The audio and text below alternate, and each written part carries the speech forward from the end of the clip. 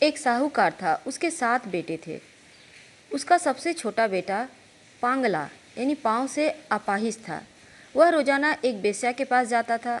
उसकी पत्नी बहुत ही पतिव्रता थी, खुद उसे कंधे पर उठाकर रोज बेश्या के पास ले जाती थी। बहुत गरीब थी, जेठानियों के पास काम करके अपना गुजारा करती थी। भाद्रपद के महीने में कजली तीज के दिन सभी ने तीज माता के व्रत और पूजा के लिए सातु बनाए। छोटी बहू गरीब थी, उसकी सास ने उसके लिए भी एक सातु का छोटा सा पिंडा बनाया। शाम को पूजा करके जैसे ही वो सत्तू पासने लगी, उसका पति बोला, मुझे बेश्या के यहाँ छोड़ कर आ। हर दिन की तरह उस दिन भी वह पति को कंधे पर बैठाकर छोड़ने गई, लेकिन पति उस दिन बोलना भूल गया कि तू जा। वह बाहर ही उसका इंतजार करने लगी। इतने में जोर से वर्षा आने लगी और बरसाती नदी में पानी बहने लगा।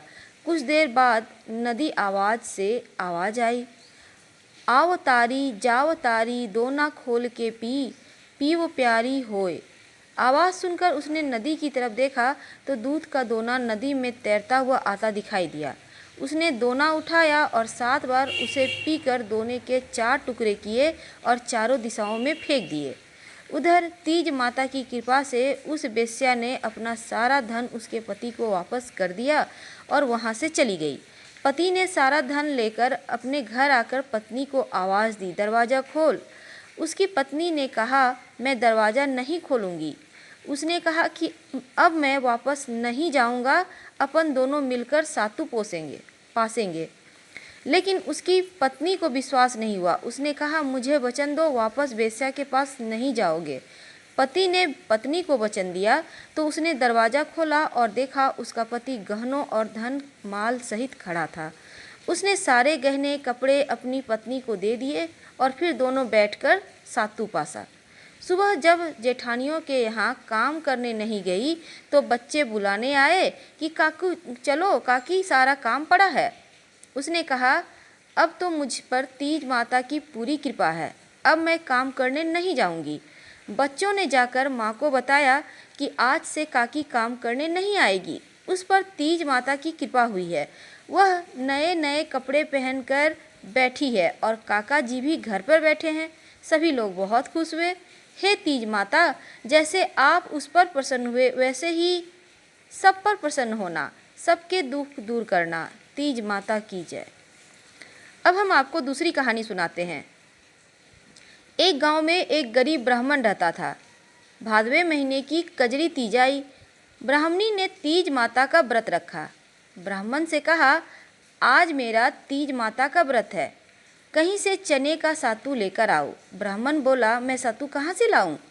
ब्राह्मणी ने कहा कि चाहे चोरी करो चाहे डाका डालो, लेकिन मेरे लिए सातू लेकर आना।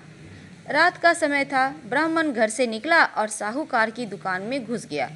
उसने वहां पर चने की दाल, घी, शक्कर लेकर 1.25 किलो तोलकर सातू बना लिया और जाने लगा। आवाज़ सुनकर दुकान के नौकर आ गए, जग गए, चोर चोर चिल्लाने लगे।